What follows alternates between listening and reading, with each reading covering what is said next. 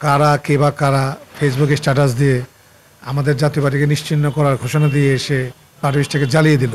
তখন আমরা অনেকে ছিলাম, কিন্তু যেহেতু সরকার বা পুলিশ বা অন্য কোনো বাহিনী কোনো সহযোগিতা আমরা পাইনি, সেক্ষেত্রে আমরা সরে যেতে বাধ্য হয়েছি। তখন তারা অফিস যে যার মতো লুটপাট করছে, জ্বালায় বেড়ায় চলে গেছে।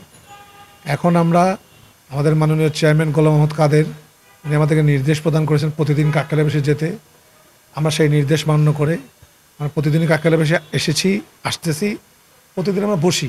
কিন্তু যেহেতু পুড়ে দেওয়ার পর আমরা বসি নাই কিছুদিন, এখন মাননীয় চেয়ারম্যানের নির্দেশে আমাদের এখানে এই সংস্কারের কাজ চলতেছে, ধোয়া মোছা পরিষ্কার করতেছে। যেহেতু বা খেয়াল করবেন প্রতিটা ফ্লোরই পুড়ে দিছে, রং চুন যা যা করার কাজ করে আমরা এখন বাইরে বসি, ভিতরে বসবো ইনশাআল্লাহ। না, গণতন্ত্র তো গত 15-16 বছরে ছিল না, একতন্ত্র ছিল। আমাদের মাননীয় চেয়ারম্যান সাহেব সংসদে বিভিন্ন বক্তব্যবিধিতে একতন্ত্রের কথা, কর্তৃত্ববাদী সরকারের কথা অনেকবার বলেছেন। এখনও গণতন্ত্র তো নাই, আমি স্পষ্ট বলবো গণতন্ত্র নাই বলেছে। গণতন্ত্র থাকলে এগুলো হয় নাকি?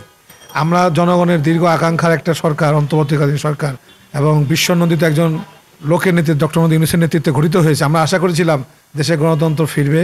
এই বিগত সরকার যা যা করেছে তাতে সরকার বলে হবে না, কিন্তু আলটিমেটলি তাই তো হলো।